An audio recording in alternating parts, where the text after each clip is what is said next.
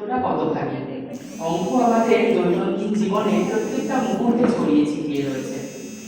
তাই অঙ্কের অবদান এটা তো অনস্বীকার্য বটে, কিন্তু আমরা যারা সাহিত্যের ছাত্রছাত্রী আমাদের জীবনেও কিন্তু তার ব্যতিক্রম কিছু নয়, আমরাও তার মধ্যে রয়েছি। আমরা অঙ্কের ভয়তে বাংলায় পালিয়ে এসেছি ঠিকই, কিন্তু বাংলা পড়তে গিয়ে সূক্ষ্মাতি সূক্ষ্ম ব্যাপারগুলো একটু যদি স্বচ্ছন্দের সঙ্গে দেখতে শুরু করি, দেখবো তার মধ্যেও কিন্তু প্রত্যেকটা পদে পদে অঙ্কের অবস্থিতি, বাংলার কোথায় কোথায় খুব সূক্ষ্মভাবে অঙ্কের জায়গাগুলো লুকিয়ে রয়েছে। যেমন ধরা যাক দল বিশ্লেষণ। আমরা যদি বাংলা ব্যাকরণে দল সম্পর্কে একটু জানি, দল হচ্ছে আমাদের বাকযন্ত্রের স্বল্পতম প্রয়াসে আমরা শব্দের যতটুকু অংশ একযোগে উচ্চারণ করতে পারি সেটাকে দল বলি।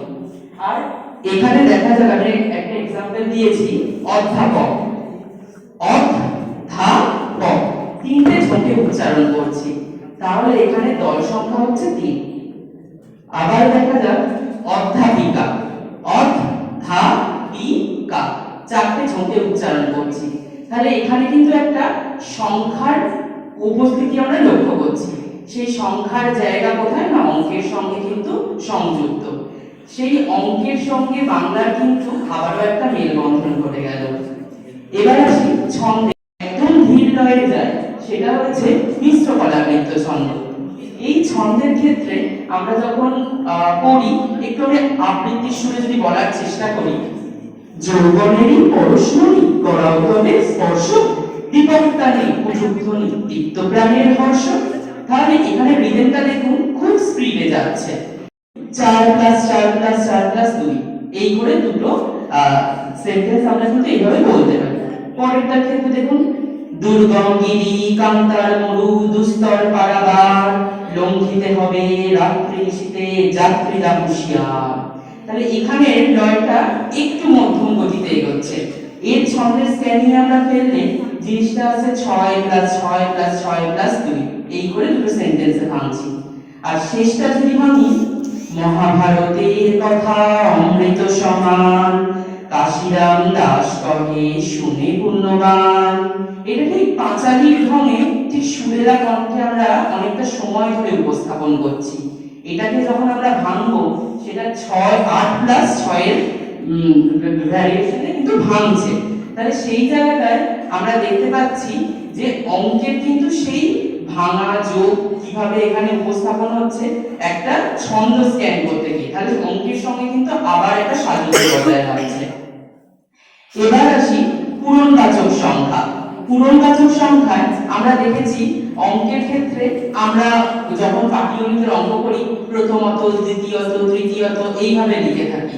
আবার বাংলাতেও যখন পয়েন্ট আকারে কোনো উত্তর লিখি প্রথমত, দ্বিতীয়ত, তৃতীয়ত এই শব্দগুলো ব্যবহার করি, কিন্তু সেটাই কখনো কখনো আমরা অতি সংক্ষেপে 1 ম, 2 অন্ত্যেষ্টিয়, 3 অন্ত্যেষ্টিয় এইভাবে কিন্তু আমরা জিনিসটাকে শর্টে বলি। তাহলে প্রথম ওখানে কিন্তু 1 নম্বর যেটাকে ইন্ডিকেট করছে, তাহলে একটা সংখ্যার সঙ্গে আবার বাংলার একটা শব্দের কিন্তু মেলবন্ধন ঘটে একটা পূরণবাচক সংখ্যা হিসেবে আমাদের সামনে উপস্থিত হচ্ছে। তাহলে অঙ্কের সঙ্গে কিন্তু আবারও আমরা বাংলার একটা মিল পাচ্ছি। এবার আসি সাল তারিখের হিসাব নিকাশ। আমরা বাংলায় বিভিন্ন যখন সাল লিখি, খ্রিস্টাব্দ, বঙ্গাব্দ এই জিনিসগুলো উল্লেখ করি, কিন্তু ধরা যাক কোনো একটা জিনিসের সাল আমাদের বলছে খ্রিস্টাব্দে আছে, কিন্তু সেটাকে যদি বঙ্গাব্দে ট্রান্সফার করতে হয় আমরা সেটা পাবো কি করে, বা যদি বঙ্গাব্দে বলে দেওয়া থাকে সেটাকে আমরা খ্রিস্টাব্দে ট্রান্সফার করবো কি করে, তার জন্য দরকার কিন্তু অঙ্কের ক্যালকুলেশন। ধরা যাক আমি দুটো উদাহরণ দিয়েছি। চর্যাপদের আবিষ্কার 1314 বঙ্গাব্দে আবিষ্কার হয়েছিল, সেটার সঙ্গে আমি যদি 593 যোগ করি আমরা কিন্তু খ্রিস্টাব্দটা পেয়ে যাব 1907 খ্রিস্টাব্দ। ধরা যাক শ্রীকৃষ্ণ কীর্তন এর আবিষ্কার 1316 বঙ্গাব্দ, এটার সঙ্গে 593 যোগ করলে 1909 খ্রিস্টাব্দের আবিষ্কার। একই সঙ্গে এটাকে যদি আমাদের খ্রিস্টাব্দে দেওয়া থাকে, আমরা যদি 593 বিয়োগ করি আমরা বঙ্গাব্দ পেয়ে যাব। তাহলে যোগ বিয়োগের হিসাব নিকাশের মাধ্যমে আমরা কিন্তু বাংলাতেও সাল তারিখের একটা হিসাব কিন্তু প্রেজেন্ট করতে পারছি। রবীন্দ্র এইভাবে তো আমরা উল্লেখ করেছি, পড়ে এসেছি ছোট থেকে, বা শুভ যোগ ইচ্ছা শুভেচ্ছা। তাহলে এইটা করতে গিয়ে যোগ চিহ্ন, সমান সমান চিহ্ন ব্যবহার করতে হচ্ছে, এগুলো কিন্তু অঙ্কের ক্ষেত্রেও আমরা ব্যবহার করে থাকি। তাহলে সেইটাও কিন্তু এখানে আমরা সন্ধি করার ক্ষেত্রে তার যে প্রেজেন্টেশনটা হচ্ছে দুটোর মধ্যে কিন্তু একটা মেলবন্ধন খুঁজে পাচ্ছি। এবার আসি বচন। বচনের ক্ষেত্রে আমরা জানি দুই প্রকার, এক বচন এবং বহু বচন। এক বচনের ক্ষেত্রে আমরা একটা জিনিসকে বোঝাই এবং বহু বচনের ক্ষেত্রে একের অধিক জিনিসকে বোঝাই। তাহলে দেখুন সেই এক এবং একের অধিক যে কোনো সংখ্যাকে যখন আমরা বোঝাতে যাচ্ছি তাহলে সেটাও কিন্তু একটা নাম্বার সিস্টেমের আওতায় চলে আসছে, যেটা অঙ্কের সঙ্গে কিন্তু সামঞ্জস্যপূর্ণ, যেটার সঙ্গে আমরা আবার বাংলারও মিল পেয়ে যাচ্ছি। এবার আসি ক্রিয়ার কাল। ক্রিয়ার কাল যখন আমরা করতে যাচ্ছি আমরা জানি অতীত কাল, বর্তমান কাল এবং ভবিষ্যৎ কাল, তিনটে কাল বিভক্ত হয়। কিন্তু এই কালটাকে আমরা বুঝবো কি করে, সেটা বুঝতে গেলেও একটু ভেবে দেখুন।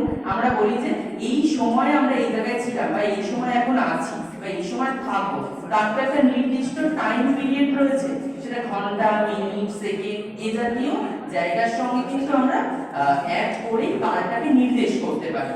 তাহলে সেই জায়গা থেকে আমরা আবারও সেই ঘন্টা মিনিটের অঙ্কের হিসাব আমরা কিন্তু বাংলার সঙ্গে কিন্তু সামঞ্জস্য বিধান করে দিতে পারছি।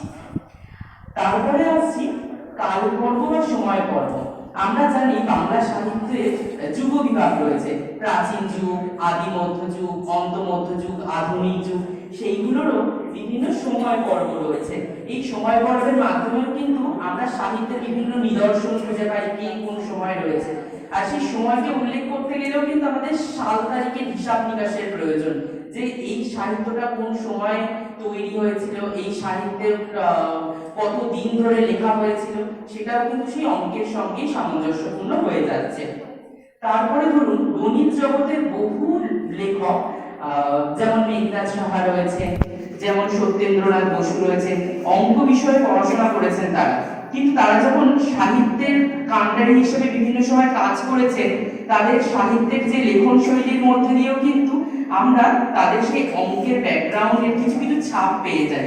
এই সাহিত্য পড়তে গেলেও কিন্তু অঙ্কের সঙ্গে কখনো কখনো আমরা নিজেদেরকে একাত্ম করে ফেলতে পারি, তাই সাহিত্যের সঙ্গে কিন্তু তারও একটা যোগাযোগ রয়েছে।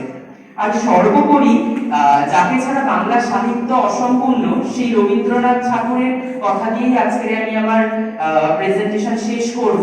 সেই রবীন্দ্রনাথ ঠাকুর জমিদারি দেখাশোনার কাজে যখন পদ্মা তীরবর্তী অঞ্চলে বাংলাদেশে গিয়েছিলেন সাধারণ মানুষের কাছে, সেই সময় তিনি মানুষের আর্থিক দুর্দশা সম্পর্কে উপলব্ধি করতে পেরেছিলেন, যে মানুষদের জনজীবনে কতখানি অর্থনৈতিক জায়গাটা জুড়ে রয়েছে, কতটা মানুষের প্রয়োজন টাকা পয়সা, তার জন্য কিন্তু তিনি সেখানে ব্যাংক স্থাপন করেছিলেন। আর সেই ব্যাংক স্থাপন করে সাধারণ মানুষের মধ্যে এটুকু বোঝানোর চেষ্টা করেছিলেন যে কিছু অর্থ সঞ্চয়ের প্রয়োজন, আবার প্রয়োজনের নিরিখে সেই অর্থটুকু কিন্তু আমরা আবারও সেখান থেকে তুলতে পারি।